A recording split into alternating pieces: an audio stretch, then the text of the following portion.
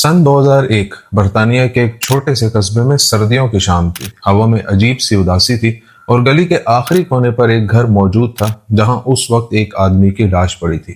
اس کا نام تھا ہنری ویلز، عمر تقریباً 70 سال، اکیلا رہنے والا خاموش طبیعت انسان۔ پڑوسی کہتے تھے کہ وہ بہت کم باہر نکلتا تھا، نہ دوست نہ خاندان نہ زیادہ بات چیت، بس ایک معمول کی زندگی۔ پولیس نے ابتدائی انویسٹیگیشنز کے بعد کہا کہ یہ نیچرل ڈیتھ ہے۔ کیس تقریباً ختم ہو چکا تھا، مگر پھر گھر کی صفائی کے دوران ایک عجیب چیز ملی۔ اسٹڈی روم میں رکھی پرانی لکڑی کی میز کے اندر ایک سیلڈ انویلپ موجود تھا۔ موٹے سے حروف میں لکھا تھا، یہ خط صرف میری موت کے بعد کھولا جائے۔ نیچے تاریخ لکھی تھی سن 1983، یعنی یہ خط تقریباً 18 سال پرانا تھا۔ پولیس نے انویلپ کو ایویڈنس روم میں منتقل کر دیا۔ سب کو لگا شاید یہ کوئی ذاتی وصیت ہوگی، مگر جب خط کھولا گیا تو کمرے میں خاموشی چھا گئی، کیونکہ اندر صرف ایک جملہ لکھا تھا، اگر تم یہ خط پڑھ رہے ہو تو اس کا مطلب ہے کہ میرا قاتل اب بھی زندہ ہے۔ نیچے ایک نام درج تھا، ایڈم ریوز۔ یہ نام دیکھتے ہی ڈیٹیکٹیو کے ہاتھ رک گئے، کیونکہ ایڈم ریوز کوئی عام آدمی نہیں تھا، وہ اس قصبے کا ریسپیکٹڈ ڈاکٹر تھا، شریف، معزز اور ہنری کا قریبی دوست۔ سب لوگ حیران تھے، ایک مردہ آدمی نے 18 سال پہلے اپنے قاتل کا نام اس خط میں کیسے لکھا؟ سب سے بڑی بات یہ تھی کہ اگر اسے معلوم تھا تو اس نے پولیس کو بتایا کیوں نہیں؟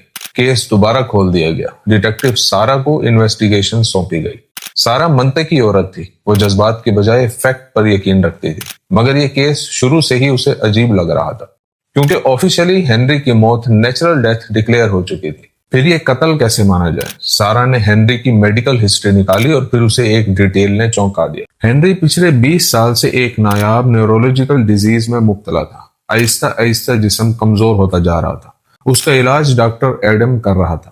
اب شک مزید گہرا ہو گیا۔ سارا نے ہنری کے گھر کی مکمل ریسرچ کروائی اور پھر اسٹڈی روم کے بک شیلف کے پیچھے ایک ہڈن کمپارٹمنٹ ملا، اندر درجنوں ڈائریز رکھی تھی۔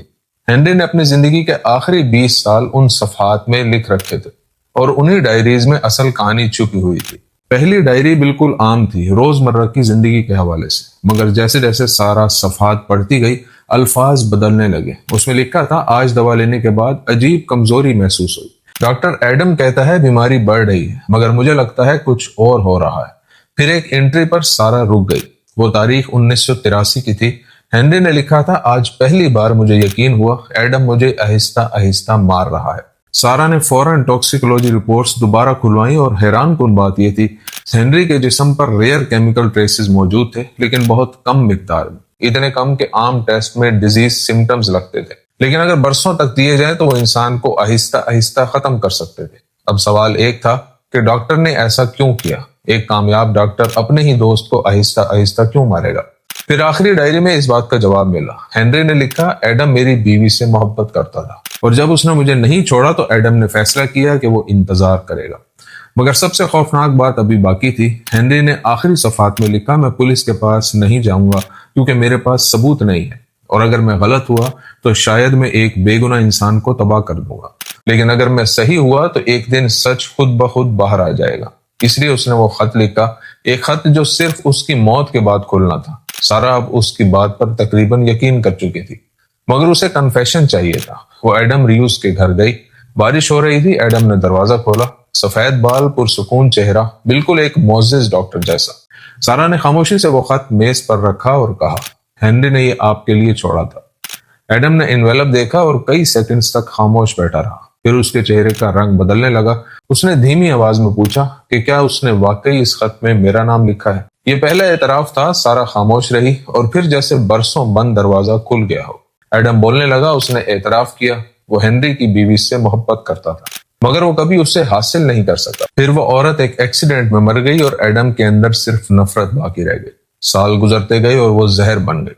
اس نے ہنری کو فوراً نہیں مارا، بلکہ آہستہ آہستہ، تاکہ دنیا اسے بیمار سمجھے، اور تقریباً سب نے یہی سمجھا سوائے ایک آدمی کے، اور وہ آدمی تھا ہنری خود۔ ایڈم کو گرفتار کیا گیا تو پورا قصبہ حیران رہ گیا۔ لوگ یقین نہیں کر پا رہے تھے کہ اتنا نرم مزاج ڈاکٹر برسوں تک خاموش قتل کرتا رہا۔